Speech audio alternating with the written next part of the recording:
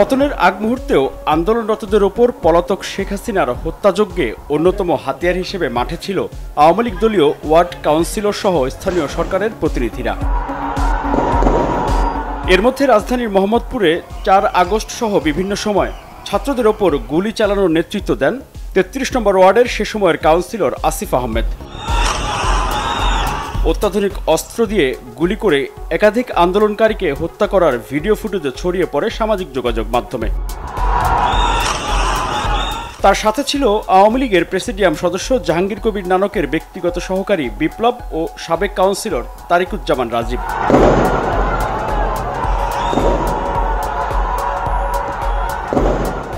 উত্তরায় ছাত্র জনতার আন্দোলনে নিজের ভাই ও দলীয় নেতাকর্মীদের নিয়ে গুলি করতে দেখা যায় ৫৪ নম্বর ওয়ার্ডের তখনকার কাউন্সিলর আওয়ামী লীগের জাহাঙ্গীর হোসেন যুবরাজকে। তাদের গুলিতে ওই এলাকায় বেশ কয়েকজন হতাহত হয়। রাজধানীর মতো সারা দেশেই বিতর্কিত নির্বাচনের মাধ্যমে ক্ষমতা দখল করা আওয়ামী লীগ সমর্থক ও ডামি জনপ্রতিনিধিরা ছাত্র জনতাকে হত্যায় অংশ নেয়। পতনের আগে শেখ হাসিনার লাঠিয়াল বাহিনীর ভূমিকায় ছিল অনেকে।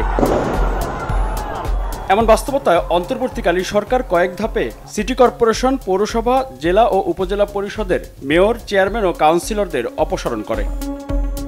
এই অপসারণের প্রতিবাদ ও শপথে বহালের দাবিতে বুধবার ঢাকায় জাতীয় প্রেস ক্লাবে সিটি কর্পোরেশন ও পৌরসভার কাউন্সিলরদের সংগঠনের ব্যানারে এক সভায় অংশ নেন বৈষম্য বিরোধী ছাত্র আন্দোলনের সমন্বয়ক হাসনাত আবদুল্লাহ ও সার্জিস আলম। জনগণের কাছে গ্রহণযোগ্যতার ভিত্তিতে, নিজের যোগ্যতা এবং দক্ষতার ভিত্তিতে এভাবে নির্বাচিত হয়ে এসেছে, তাদেরকে ওই জায়গাগুলোতে যেন এই দায়িত্বটি দেয়া হয়। আমরা আমাদের জায়গা থেকে কথা দিচ্ছি, আমরা সর্বোচ্চ চেষ্টা করব আপনাদের। নিশ্চয়ই আমার যেই হাল চাষ করে যেই আমার কৃষক ভাই আছেন, অ্যাডমিনিস্ট্রেটিভ এই আমলাতান্ত্রিক জটিলতার মধ্যে তারা যেতে চায় না। তারা যেতে চায় না বলেই তারা আপনাদেরকে নির্বাচিত করেছেন। এদের মধ্যে অনেকে কিন্তু গণ অভ্যুত্থানের সময় তারা ছাত্র জনতার বিপক্ষে অবস্থান নিয়েছে। এখন তাদেরকে প্রশাসক বানাতে হবে জেলা পরিষদে, উপজেলা পরিষদে। এই কাউন্সিলরদের মাধ্যমে সারা দেশের মানুষের কাছে পৌঁছানোর আকাঙ্ক্ষা প্রকাশ করেন হাসনাত আবদুল্লাহ। আন্দোলনটা হয়েছিল শহরে, আমরা আপনাদেরকে সাথে নিয়ে আমরা প্রত্যন্ত এলাকার গ্রামের প্রান্তিক মানুষদের কাছে আমরা পৌঁছাইতে চাই এবং সেক্ষেত্রে আমরা আপনাদের সহযোগিতা চাই। বিএনপি নেতা AKM ওয়াহিদুজ্জামান মনে করেন, ছাত্র আন্দোলনের নেতারা এই কাউন্সিলরদের নিয়ে রাজনৈতিক দল গঠনের উদ্যোগ নিলে খুব একটা সুবিধা করতে পারবেন না। যেহেতু তারা নতুন রাজনৈতিক দল তৈরি করতে যাচ্ছে, রাজনীতি করুন, অবশ্যই রাজনীতির স্ট্রাগলটা আপনারা করুন, মাঠে যান, মাঠে গিয়ে জনগণের কাছে গিয়ে তাদের কাছে সমর্থন চান, তাদের দিয়ে দল গঠন করুন। এভাবে আপনারা স্থানীয় সরকারকে ব্যবহার করে আপনারা রাজনৈতিক দল তৈরি করবেন, একদমই উদ্ভট চিন্তা। এদিকে রাজধানী ঢাকা সহ সিটি কর্পোরেশন এলাকায় ওয়ার্ড কাউন্সিলরদের মতো কোনো অংশে কম ছিল না পৌরসভা ও জেলা উপজেলা পরিষদে আওয়ামী লীগ সমর্থক জনপ্রতিনিধিরা। ৪ আগস্ট অনেকটা মরণ কামড় দেওয়ার দৃশ্য ছিল লক্ষ্মীপুরে।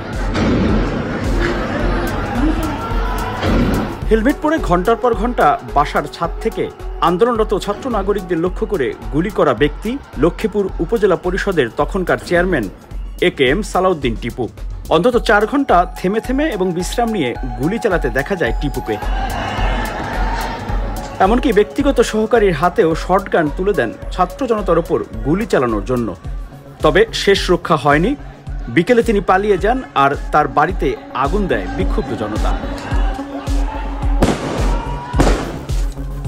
লক্ষ্মীপুরের মতো ফেনী, চট্টগ্রাম, নারায়ণগঞ্জ সহ দেশের বিভিন্ন স্থানে আওয়ামী লীগের নেতাকর্মী ও স্থানীয় সরকারের বিভিন্ন প্রতিষ্ঠানের জনপ্রতিনিধিরা অত্যাধুনিক সব অস্ত্র নিয়ে গুলি চালায় ছাত্র নাগরিকদের আন্দোলনে।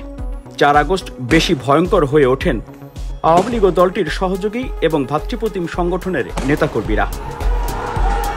তবে ৫ আগস্ট দলীয় সভানেত্রী ও তখনকার প্রধানমন্ত্রী শেখ হাসিনা পালিয়ে যাওয়ার পর অনেকেই আছেন আত্মগোপনে, আবার কেউ কেউ খোলস পাল্টাচ্ছেন নতুন মোড়কে সক্রিয় হতে।